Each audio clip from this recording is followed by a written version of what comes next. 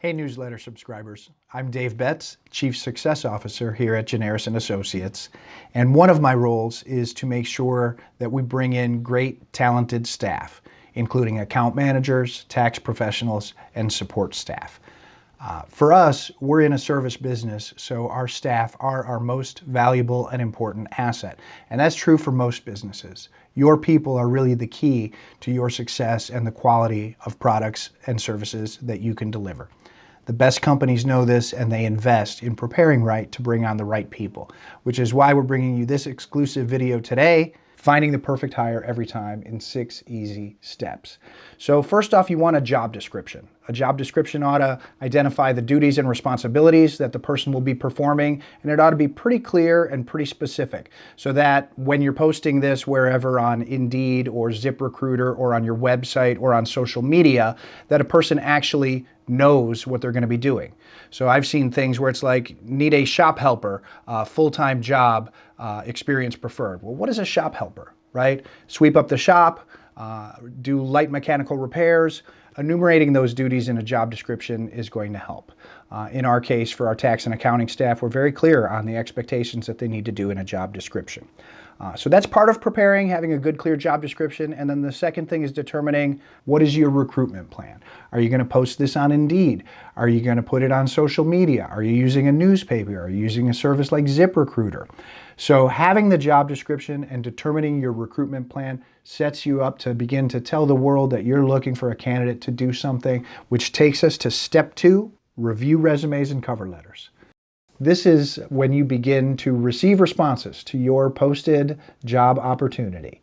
And really what we advise is that you create 3 piles, as it were: yes, maybe, or no. Does the person possess all of the skills and qualifications? Are they very, very strong? Do they seem like they're going to be a good fit? Is what they need to make and what they're able to do in line with what you're able to pay and what you need them to do?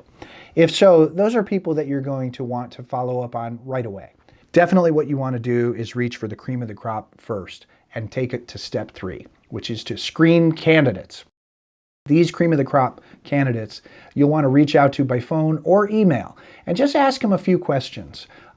See why they're interested in your position and company at this time. See what they think they could get from you that they're not getting from their current work situation. What are their salary requirements? Understand a little bit more about their background and situation. This helps you assess goodness of fit and also their responsiveness. So if you email them some questions and they don't respond at all, you can kick them to the curb because they didn't actually follow up and show eagerness in your job. If they did respond quickly and their responses were thorough, then they stay in that elevated position as being a really great candidate, and you'll want to continue to move on them. So doing a screening by email and or by phone to understand a little bit more about why they're interested and motivated in your job right now will help you bring in the candidates appropriate for an interview. See, interviewing is time consuming, and so you want to take the time to screen the candidates to really bring in the best of the best. So that takes us to step 4, the interview. So prior to interviewing the candidate, you want to prepare for that interview by determining who's going to be involved, what role is each person going to have if they're interviewing, and if it is just you, what are the questions that you really want to ask the candidate. You'll want to review their resume, highlight some things, jot some questions so that you're prepared for each and every individual and unique candidate. Remember that interviewing is it's a two-way street. It's about goodness of fit both ways. Does the candidate see the company as aligning with what they're about? And do you, representing the company, see that the candidate is a good fit to help you achieve your business goals and that they're going to be a good fit with the culture and the team? That matters. Not just can they do the job, but can they get along well with others and succeed well in your company? When you're interviewing, it's good to ask open-ended questions to get the candidate talking. You want to put them at ease. You want to learn about their experience and skill set. Listen more, talk less. If you want to see some good interviewing questions, check out the blog that accompanies this newsletter where we break down some categories and some things that you'll be sure to want to talk about with the candidates who are applying for your position. At the end of an interview, you'll certainly want to explain the next steps, whether you're interviewing more candidates, how much time it's going to take before you're making a decision, and so forth.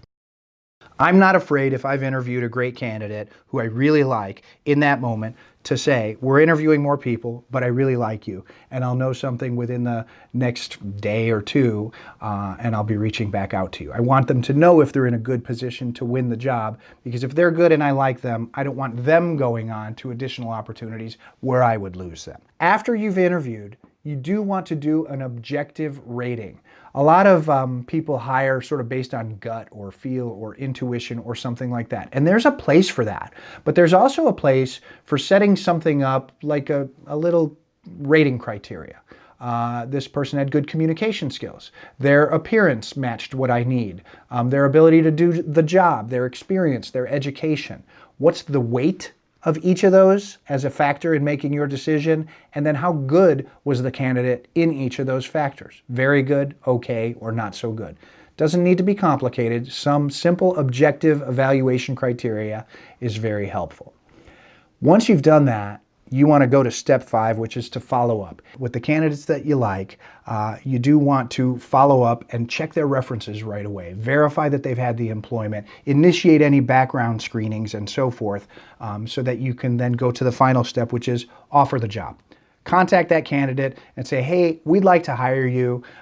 We can talk about a start date, and your earnings will be this, the benefits are this. You can do that verbally, and then follow it up in writing.